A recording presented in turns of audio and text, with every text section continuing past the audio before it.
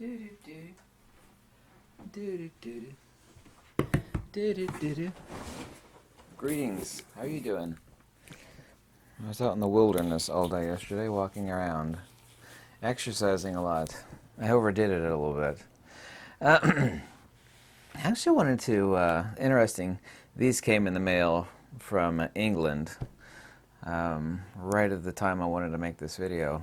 I'm going to show you these. These are really cute. There's a guy, his wife in England, crocheted these together, one of Einstein, the other one of Nikola Tesla. I actually feel embarrassed because he said it took his wife 7 hours to make these, and when you look at them, I could see why it took her that many hours. There's a lot of crocheting in these. I didn't think you could crochet stuff with that much detail, but I guess you can. You got to admit they're really, really cute.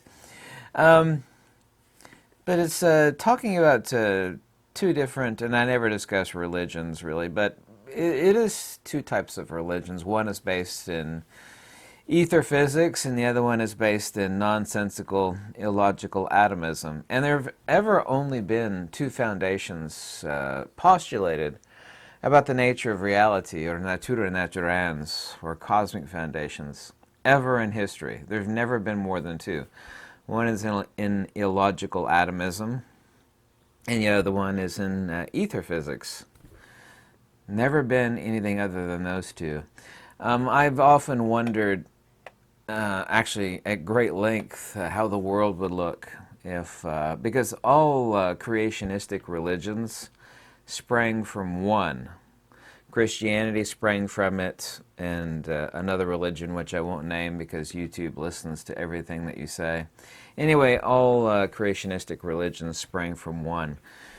I wonder what would happen if Neoplatonic and Gnostic metaphysics had actually dominated the world. We'd actually have a rational world that would be free, mostly free, from strife and hardships like war and countless other things. But human beings being the ignorant creatures that they are, we now have a world that's dominated by creationistic beliefs. And the same is true, and it really is a belief system. You know, it is. You can either believe in curved space-time, a la this fool. And this guy actually did postulate a religion. I mean, most people are taught to believe in this crazy, insane belief system. I don't care what anybody believes. I only care what follows Occam's razor, what is logical, factual, and, you know, follows common sense. And we have rational physics based upon the ether. We have, and of course, Nikola Tesla wasn't the first person to postulate it, obviously so. Nikola Tesla said, and I've given the quote, the notion of a charge-carrying particle, i.e. the electron, is an absurdity. And of course it is. The principle of the electron obviously does exist, but it's not a particle. There's no such thing as a photon. All the stuff that you and I, you know, grew up watching, like Star Trek and all these other idiotic science fiction movies where every problem was a particle problem and there was a particle solution. Sir, we've got too many gravitons in the forward nacelle. Well, we'll use some negative momentum tachyon particles to fix that problem.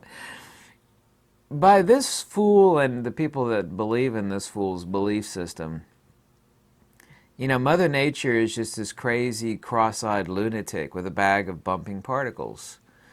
You can't explain instantaneous action at a distance with particles. You can't explain EPR paradox with particles. You can't explain wireless power induction, in a vacuum no less, with particles.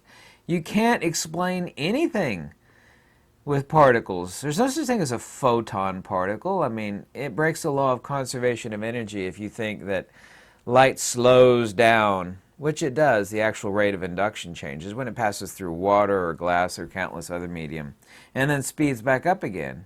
It breaks the law of conservation of energy. The only way you could explain light itself, and these people, the people that follow the belief system and the religion of this fool, they will tell you that everything is particles. They actually, excuse me, I meant to say, since I'm thinking about a thousand things at once, that their belief system is based upon their understanding of the nature of light. Well, light doesn't have a speed at all. There's no such thing as a speed of light. That so-called speed is a rate of induction. Light is not an emission. It's an ether perturbation. This is the reason why Tesla and other rational, wise, intelligent scientists said that light is like a sound wave in the ether, which it is, because sound is not emitted when I speak and the microphone picks up the sound. I'm not emitting sound. I'm actually setting up a vibration in the nitrogen and oxygen. Nothing on this earth or anywhere emits sound.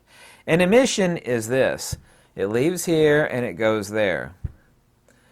Light, just like sound, is not an emission. It's a perturbation. In other words, I actually set up a perturbation in the medium. That medium, of course, is the ether.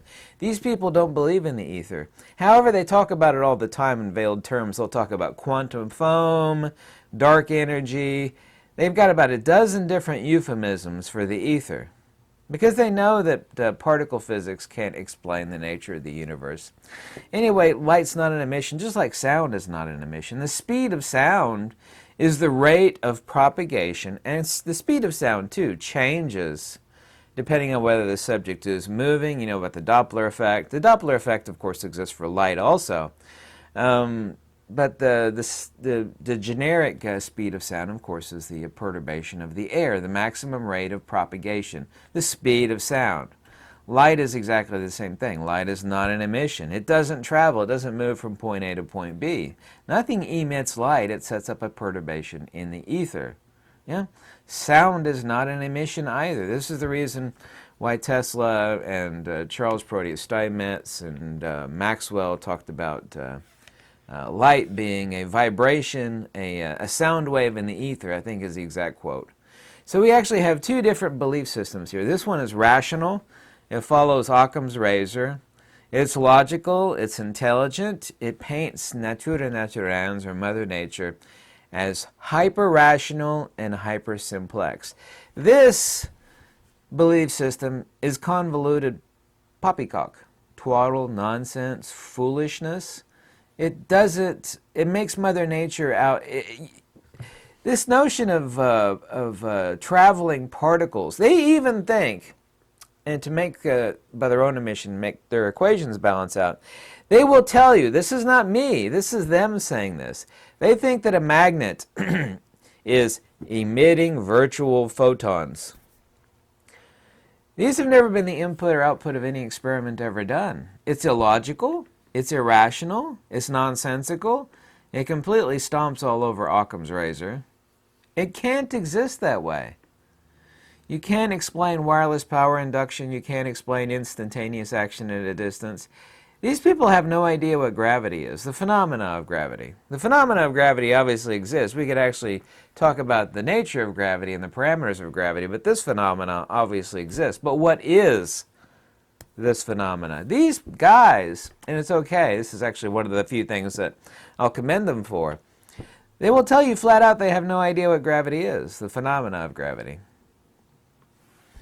They think they got a firm hold on everything, but the two foundations of reality, even from the ancient Greeks have fought with their foolish atomists also. You only have two belief systems. One is based upon rational ether physics, and the other one is based upon magic bumping particles and virtual photons, which have never, ever existed. It's a completely irrational conceptualization of a phenomenon that they don't understand.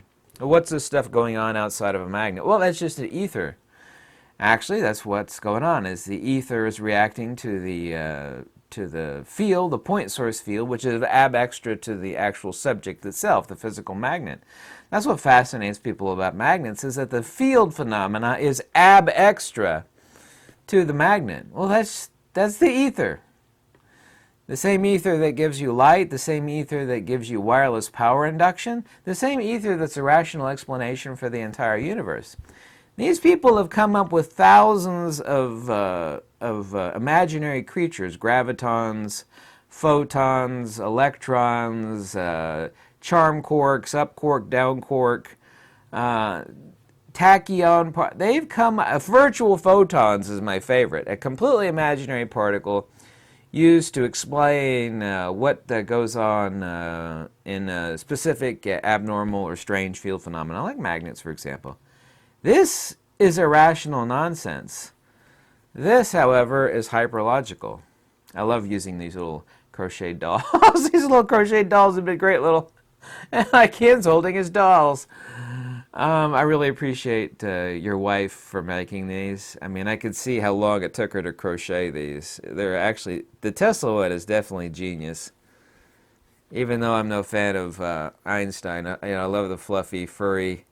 you can see some of the material fuzzing off. It's kind of cute, even though I'm no fan of Einstein. This is pretty cute. Anyway, this was my puppet video. I was planning on making this video anyway. It's just two different belief systems. You can believe in nonsensical, and I don't care what anybody believes. I only care about the truth and what is logical and wise. Two different belief systems. One is a belief system for unintelligent people, and the other one is for those that have a mind that, says that this is logical and this makes sense, and it's simplex. Mother Nature is simplex. Well, simple, not simplex, simple. This is convoluted nonsense. This twaddle, this belief system, has infested and corrupted the minds of endless billions of people that believe in this craziness. You just can't. You can't have a half a brain and believe in this nonsense. Because it's not real. It's science fiction. At best, it's science. It's poor science fiction. Science fiction does love to use it, though. Imagine a science fiction movie based upon the ether physics of Nikola Tesla and those like him. Imagine that. Wouldn't it be great if Hollywood started following, the rational physics of Nikola Tesla instead of this crackpot? And by the way, Nikola Tesla called this guy a fuzzy-haired crackpot. And Nikola Tesla was right. I hope you liked this video. If you do, always check the link below. Any help is always appreciated because I don't sell anything. And any donation is always greatly welcome. Thank you so much. Goodbye.